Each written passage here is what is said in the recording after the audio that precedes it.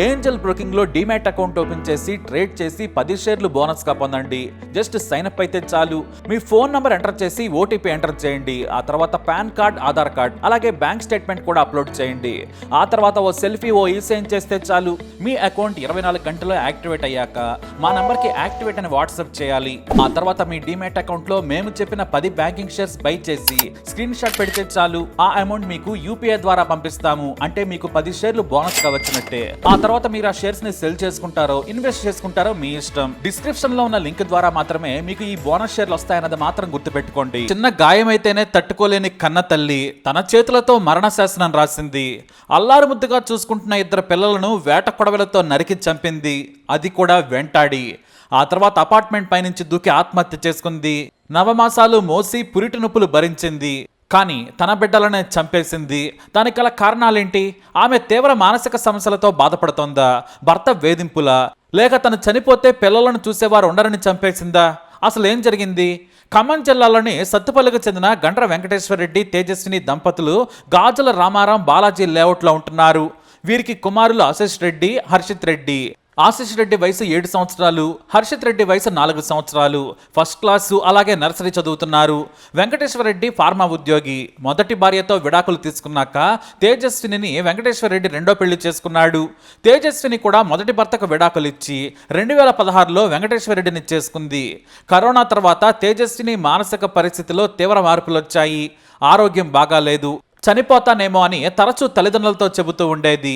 రాత్రులు నిద్రల నుంచి లేచి అరవడంతో వైద్యం చేయిస్తూ ఉన్నారు.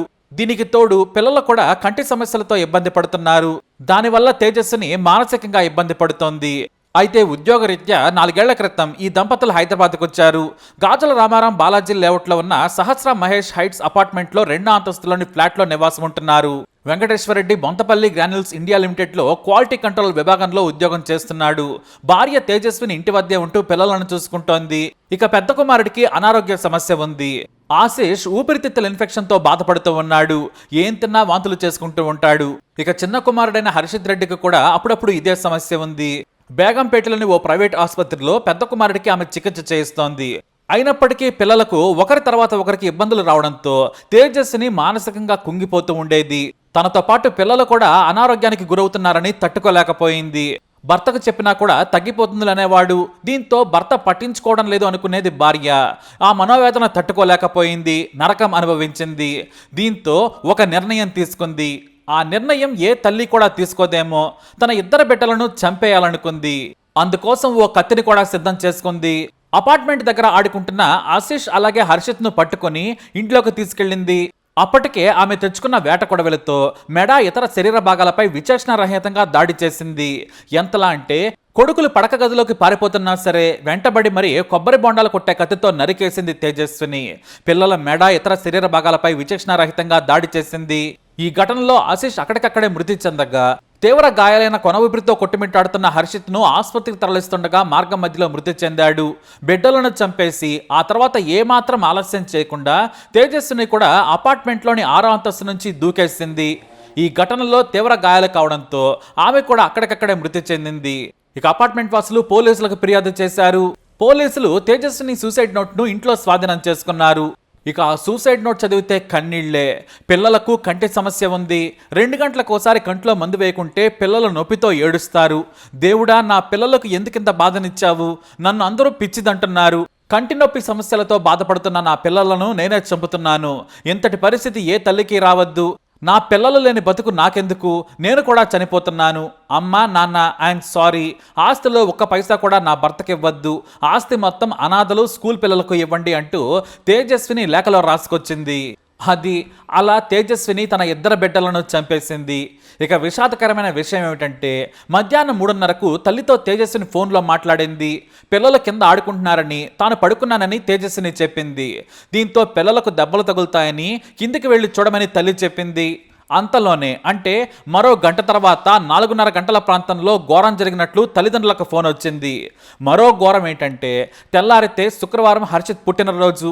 ఈ వేడుక కోసం తేజస్విని తల్లిదండ్రులు హైదరాబాద్ రావాలనుకున్నారు.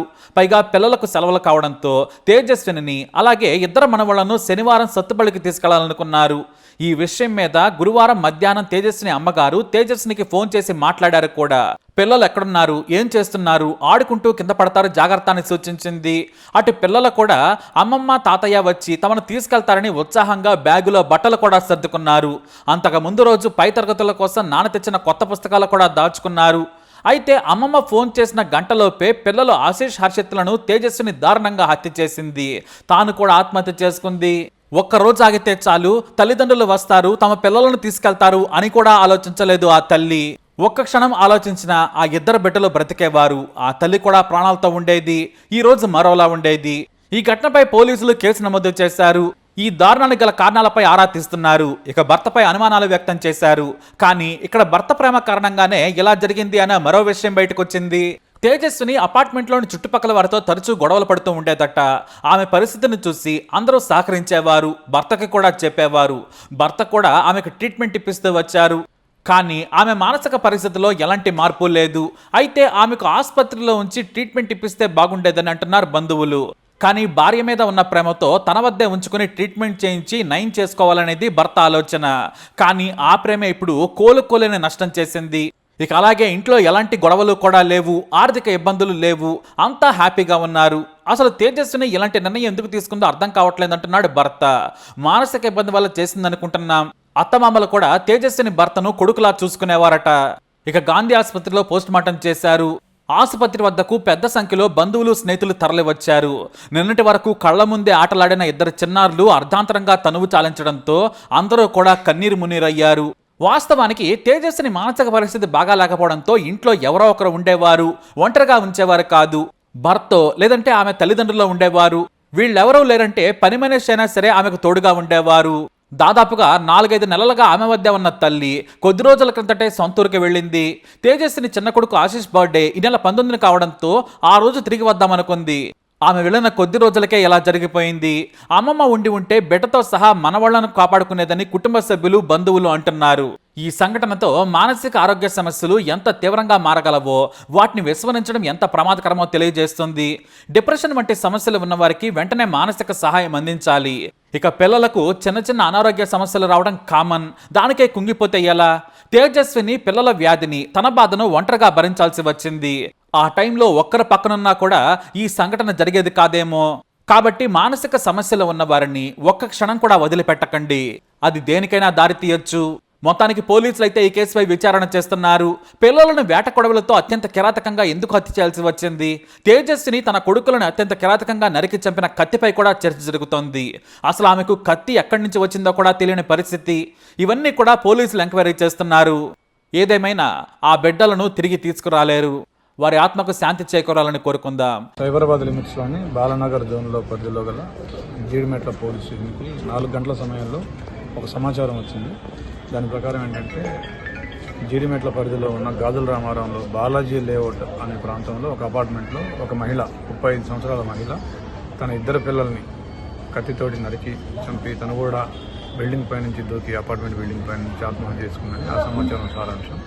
దాంతో ఇమ్మీడియట్గా మా పోలీస్ సిబ్బంది, inspector Jeedimetla and ACP Balanagar and myself ఇక్కడికి వచ్చి మేము పరిశీలించగా మహిళ బిల్డింగ్ పై నుంచి దూకి స్పాట్లో చనిపోయింది. పెద్ద కుమారుడు, అతని పేరు హర్షిత్ రెడ్డి, 11 years. ఆ తల్లి పేరు తేజ, 35 years.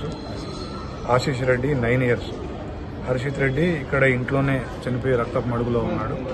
కొబ్బరి బొండాలు నరికే కత్తితోటి ఆవిడ కొడుకుని నరకడం జరిగింది. అదేవిధంగా ఆశీష్ రెడ్డిని కూడా నరికింది. అయితే అతన్ని హాస్పిటల్కి తరలించగా అతను హాస్పిటల్లో చనిపోయి ఉన్నాడు. ఓవరాల్గా ఈ సంఘటనకి కారణం ఏంటంటే ఆవిడ చుట్టుపక్కల వాళ్ళు కూడా విచారించాము. ఆవిడ కూడా సూసైడ్ లెటర్ రాసింది, ఒక 6 పేజీలు.